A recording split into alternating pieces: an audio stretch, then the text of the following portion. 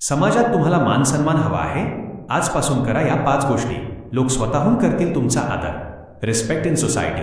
समाजात मान सन्मान आणि वेगळी ओळख मिळवण्यासाठी केवळ पैसा किंवा पद पुरेसे नसते. आचार्य चाणक्यांच्या मते काही सवयी बदलल्या तर लोकांचा तुमच्याकडे पाहण्याचा दृष्टिकोनही बदलू शकतो. प्रत्येकालाच आयुष्यात मान सन्मान, चांगली ओळख आणि यश मिळावं असं वाटतं. आपलं बोलणं लोकांनी ऐकावं, आपल्यावर विश्वास ठेवावा आणि समाजात आपली वेगळी छाप पडावी अशी इच्छा प्रत्येकाच्या मनात असते. पण केवळ पैसा, पद किंवा अधिकार मिळाल्याने सन्मान मिळत नाही. लोकांच्या मनात स्थान निर्माण करायचं असेल तर त्यासाठी स्वतःमध्ये काही बदल करणं आवश्यक असतं. आचार्य चाणक्य यांनीही आपल्या नीतिशास्त्रात याच गोष्टीवर भर दिला आहे.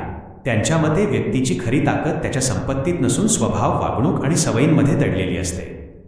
दैनंदिन जीवनातील काही छोट्या सवयी बदलल्या तर लोकांचा तुमच्याकडे पाहण्याचा दृष्टिकोनही बदलू शकतो. नेमक्या कोणत्या आहेत त्या सवयी? जाणून घेऊया. 1. सर्वप्रथम स्वतःचा सन्मान करा. आचार्य चाणक्य सांगतात की जो स्वतःचा आदर करत नाही त्याचा इतरही आदर करत नाहीत.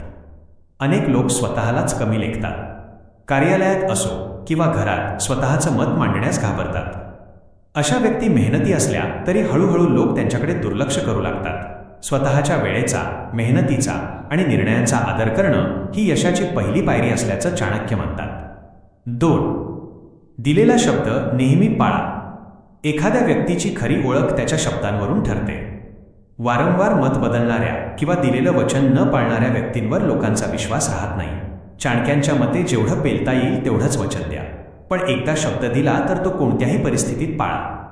विश्वास हीच सर्वात मोठी संपत्ती आहे. 3. प्रत्येकाला खुश ठेवण्याचा प्रयत्न करू नका.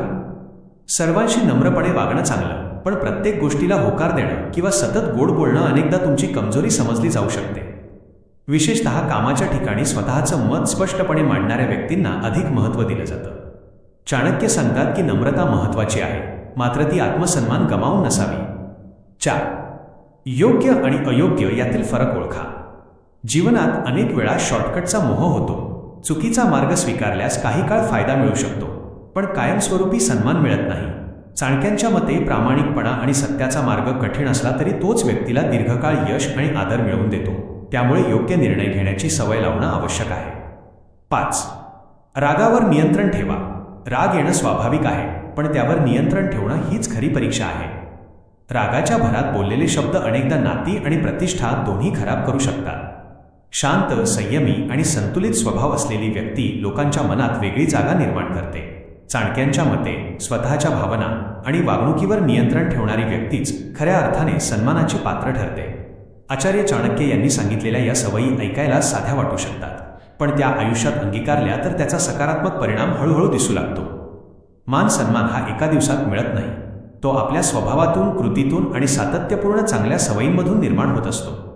टीप: हा लेख आचार्य चाणक्य यांच्या नीतिशास्त्रातील विचारांवर आधारित आहे. जीवनातील निर्णय घेताना स्वतःचा विवेक आणि परिस्थिती यांचा विचार करणे आवश्यक आहे.